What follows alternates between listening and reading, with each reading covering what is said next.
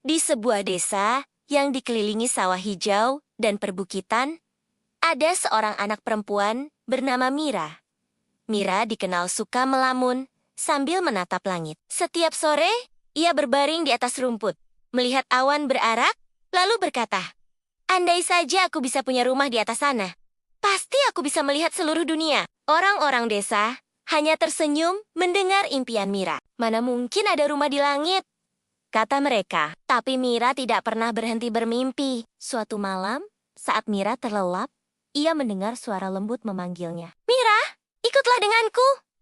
Ia terbangun, dan betapa terkejutnya ia melihat angin berputar di depan jendela kamarnya, membentuk sosok seperti pria tinggi, berjubah putih panjang. Dialah Dewa Angin, penjaga langit dan pembawa rahasia awan. "Aku mendengar doamu setiap sore," kata Dewa Angin sambil tersenyum. "Jika kau sungguh ingin rumah di atas langit, ikutilah aku." Mira menatap dengan mata berbinar. Tanpa ragu, ia melangkah keluar jendela. Dan tubuhnya ikut terangkat bersama pusaran angin. Mereka terbang menembus awan, melewati bintang-bintang, hingga tiba di sebuah pulau kecil yang mengapung di udara. Di sana berdiri sebuah rumah indah yang terbuat dari kayu ringan dan atapnya dari kapas awan. Rumah itu dikelilingi taman bunga yang melayang di udara. Dan dari jendela bisa terlihat seluruh dunia di bawah sana. Gunung, lautan, bahkan desa kecilnya sendiri. "Mulai sekarang, ini rumahmu," kata Dewa Angin. Mira tak bisa berkata apa-apa.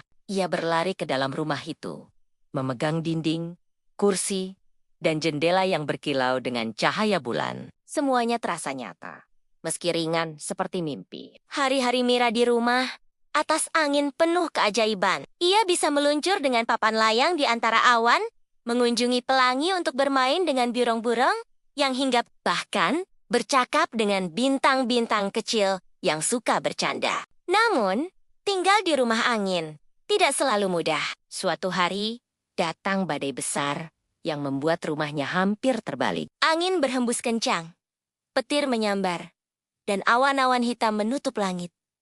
Mira ketakutan. "Aku ingin pulang, aku rindu desaku," katanya sambil menangis. Dewa Angin muncul kembali dan menenangkan hatinya. "Rumah ini bukan untuk ditinggali selamanya, Mira. Rumah ini untuk mengajarkanmu bahwa impian bisa jadi nyata, asalkan kau berani mempercayainya. Kini kau harus kembali, agar bisa menceritakan kepada orang lain bahwa mimpi tidak hanya hayalan."